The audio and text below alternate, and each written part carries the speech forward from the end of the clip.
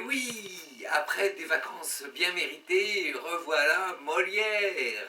Et oui, 33 pièces, 33 ans, l'âge du Christ, dites 33 chez le docteur, les 7 péchés capitaux, les 7 merveilles du monde, les 7 mercenaires, les 7 nains, les 7 à toi cette chanson, Brassens qui mourut à 7. Il y a des chiffres comme ça qui font peur. Alors je vous propose aujourd'hui Molière avec le bourgeois gentilhomme qui rencontre le maître de philosophie.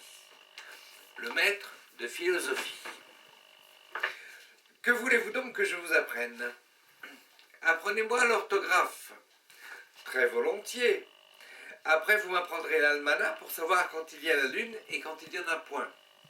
Soit, pour bien suivre votre pensée entre philosophes, traiter cette manière, il faut commencer selon l'ordre des choses par une exacte connaissance de la nature des lettres, de la différente manière de les prononcer toutes, et là-dessus, je vais vous dire que les lettres sont divisées en voyelles, ainsi dites voyelles parce qu'elles expriment les voix, et consonnes parce qu'elles sonnent avec les voyelles et ne font que marquer les diverses articulations des voix. Il y a 5 voyelles, A, E, I, O, U. J'entends tout cela.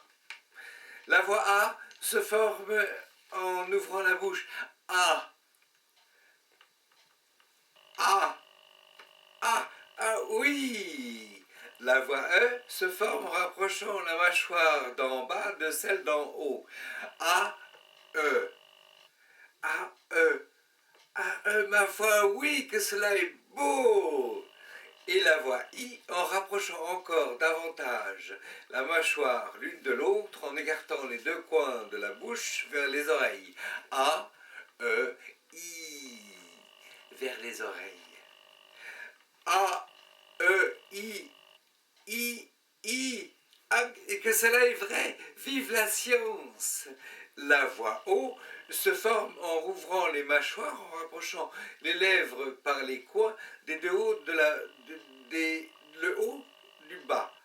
O, O, O, O. Oh, il n'y a rien de plus juste. A, E, I, O. Cela est admirable. Ah, l'ouverture de la bouche fait justement comme un rond qu'il représente. Oh, oh. Ah oui, vous avez raison. Oh, quelle bonne chose de savoir les belles choses. La voix U se forme en rapprochant les dents sans les joindre entièrement et allongeant les lèvres en dehors, en rapprochant ainsi l'une de l'autre sans les joindre tout à fait. U. U. Oh, il n'y a rien de plus véritable. U. U. U. Vos deux lèvres s'allongent comme si vous faisiez la moue. D'où vient que si vous voulez la faire à quelqu'un, il faut vous moquer de lui, vous ne sauriez dire que U, ou, U, U, U, U, U. Ah, cela est vrai, que j'ai étudié plutôt pour savoir tout cela. Demain, nous verrons les autres lettres qui sont les consonnes. Est-ce qu'il y a des choses aussi curieuses que celle-ci? Sans doute, la consonne D, par exemple, se prononce en donnant du bout de la langue au-dessus, d'en haut, du haut des dents d'en bas. Da, da, da, da, da, da. Ah oui, les belles choses, que de savoir les belles choses. Et fa, en appuyant les dents d'en haut sur les lèvres du dessous. Fa. Fa, fa, c'est la vérité. Ah, mon père et ma mère, que je vous veux du mal.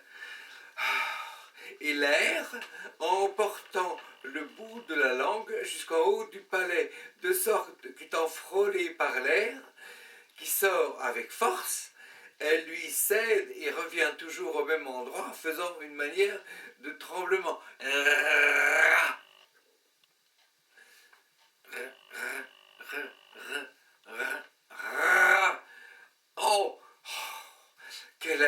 quel habile homme que vous êtes, et que j'ai perdu du temps. Ra, ra, ra, ra. Oh, je vous expliquerai à fond toutes ces curiosités. Je vous en prie. Au reste, il faut que je fasse une confidence. Je suis amoureux d'une personne de grande qualité et je souhaiterais que vous m'aidassiez à lui écrire quelque chose dans un petit billet que je vais lui laisser tomber à ses pieds. Fort bien. Cela sera galant, oui. Sans doute. Sont-ce des vers que vous venez lui écrire? Non, non, non, point de vers. Vous ne voulez que de la prose? Non, ni de la prose, ni des vers. Ah, il faut bien que ce soit l'un ou l'autre. Pourquoi? Pour la raison, monsieur, qu'il n'y a pour s'exprimer que la prose ou les vers. Il n'y a que la prose ou les vers? Non, monsieur. Tout ce qui n'est point prose est vers, et tout ce qui n'est point vers est prose. Et comme l'on parle, qu'est-ce que cela a de curiosité? De la prose. Ah, quoi? Quand je dis Nicole, apportez-moi mes pantoufles et me donnez mon bonnet de nuit, c'est de la prose? Oui, monsieur. Par ma foi, il y a plus de 40 ans que je dis de la prose sans que j'en susse rien. Et je vous suis le plus obligé du monde de m'avoir appris cela. Je voudrais donc lui mettre un billet.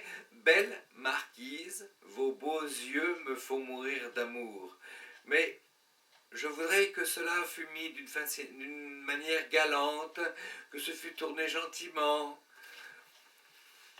Mettez que les feux de ses yeux réduisent votre cœur en cendres, que vous souffrez nuit et jour pour elle, les violences d'un... Non, non, non, non, non, non, non, non, non, non, non, je ne veux point de tout cela.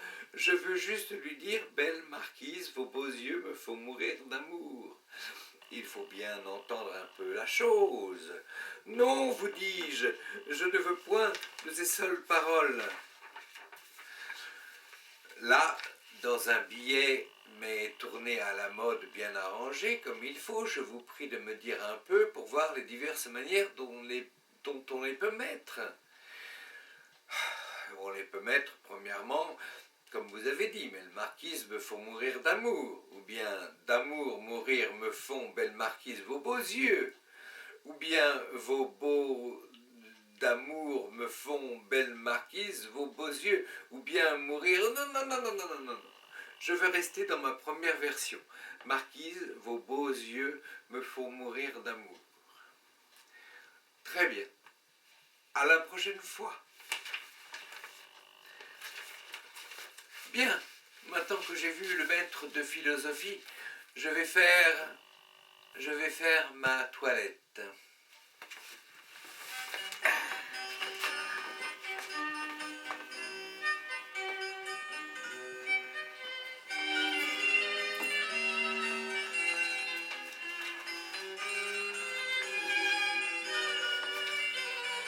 Voilà, je vais faire ma toilette.